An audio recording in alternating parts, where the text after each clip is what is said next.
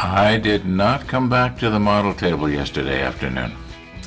Everything is pretty much the way we left it. Now, speaking of New York, New York Jason sent us a comment, and he was saying that when he gets the brass black, it's blue in color. And I thought, well, I always thought it was clear because this is the only one I've ever had. But I've never really looked at it closely to see, does it look blue? So let's just take this clear pipette and draw some up in it and see if it looks blue. It's one way to test it.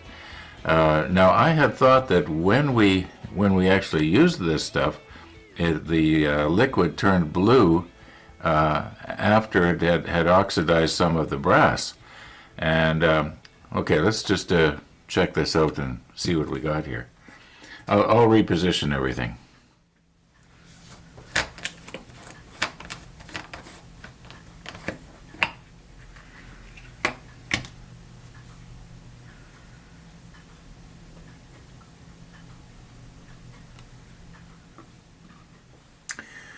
Well, you know what? There is a slight shade of blue going on there.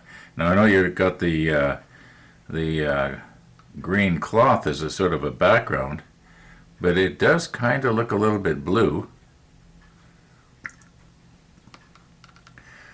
What would happen if we were to put it in something that was white, like this?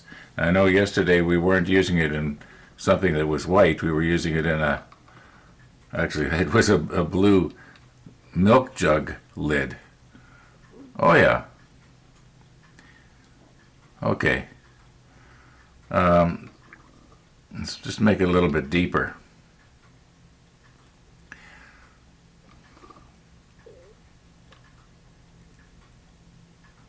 Okay, it's blue. In all likelihood, when you were seeing it, because I was putting it into a blue cap, it looked clear. But it is blue, so I feel good now. Yeah. Anyway, thanks for the heads up on that, Jason. That's it. That made for an interesting beginning of our episode. Now I am not happy with the way this little part is mounted in this block, and I think I can probably improve on that. I'm going to find a little piece of wood, and we'll drill a hole in the little piece of wood, or maybe a piece of plastic. Who says it has to be wood?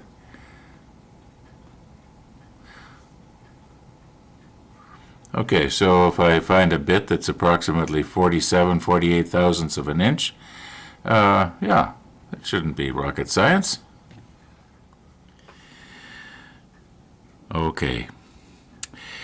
We've got our little hole here, and when I started to drill the hole, the bits started to wander, but fortunately, where it came out the other side, it came out pretty clean. So we'll stick it in on this side where it came out. And the bit that I used was a tiny bit bigger than what I wanted. The bit was, I believe, 52 thousandths of an inch. The next size down would have been too small. Now, I haven't tried this yet, but it should work. While we're talking about drilling in wood, it is my experience that generally, if you drill a hole in a piece of wood, that the hole, for some reason, ends up being a little bit smaller than the bit. Unless, of course, the bit was wobbling as it went in, or sort of was working its way in like an awl or something.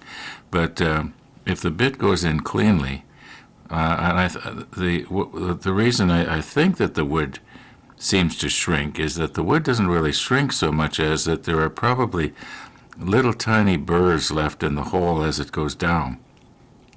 And then when the bit comes up, those little burrs kind of poke themselves out, and like a 100 thousandths of an inch bit exactly, the hole will end up being something like 99 thousandths. Not that you couldn't poke a peg in it that was exactly the same size as your bit. Anyway, starting to ramble here. Let's try this out and see if it's going to work. I'm pretty sure it will. Try and hold it so you can see what's happening here.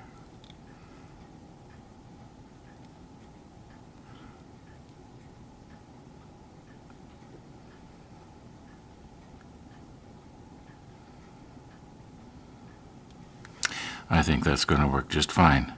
Now just center this on one of our rotating blocks. Yeah, that won't blow over. Okay, so I want this new hole to line up with this hole here, which is where that little part was. The reason I want everything to line up is because this hole is lined up with this hole. In other words, when it's on the rotator, it's going to wobble as little as possible. So I've got a needle here that should pass through. Just. Okay, now if I put this in here, oh, by the way, the double-sided sticky tape is still on there. It should still adhere pretty good. Now if I drop this down through here like this,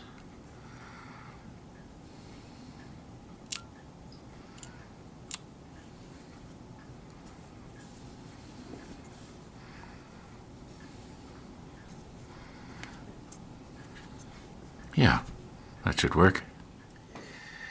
Okay, you just knew that I was going to have to test this out.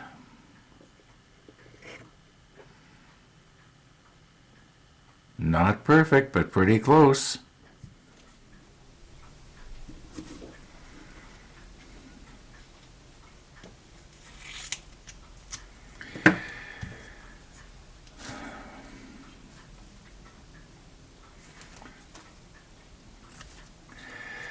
There's not a whole lot we can do now until we get these parts painted. I just want to kind of set up just a little bit here so that I can have something to grab this part from the bottom. You'll notice here there's been an addition. I wanted to find out what is the humidity in the room here. Now the 34%, that's the humidity, and that's the temperature, 22.8.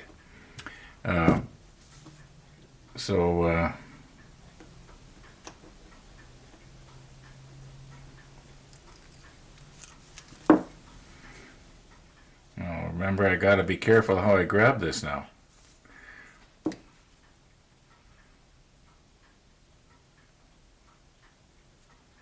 Okay. That should work out all right. Boy, I didn't center that very good, did I? Well, it doesn't matter. Well, I may as well tell you. After I shot that last scene, I thought, well, why don't I just center this on the block a little better? Be a little easier to handle, and I did. Broke it loose, moved it over, and went to push it down, and instead of pushing it down from the center like this, I pushed it down on the sides. And I heard this little cracking going on. I thought, oh no. Fortunately, I caught myself before I did any serious damage. I don't think I've bent the photo etch. But I've lost probably 20 minutes or so now gluing it back down. Always something, right? Well, that's what makes for the fun.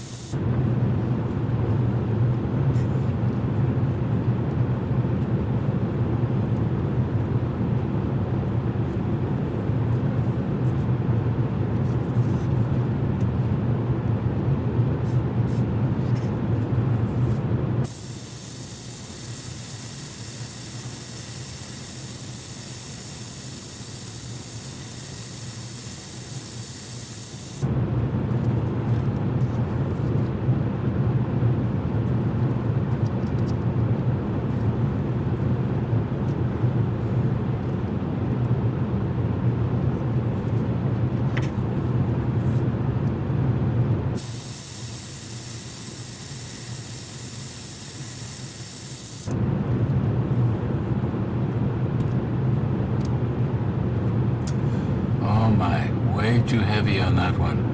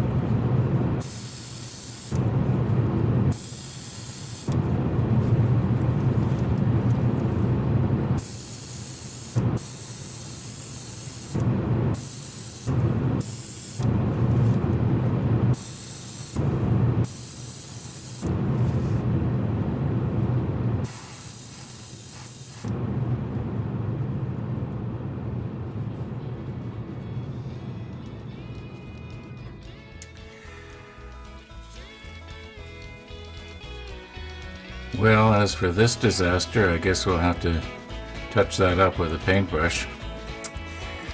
Yeah, I was finding that I could spray the guns better if they weren't rotating. I was having trouble getting the airbrush to go in from the back. Anyway, we'll let these dry and we'll have a good look at them tomorrow.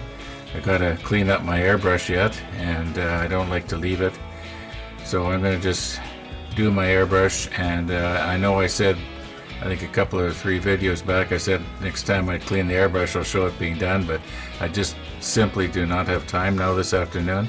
I've let things get too late, so we'll take a look at this tomorrow after it's dried. Thanks for watching, and all being well, we'll see you tomorrow.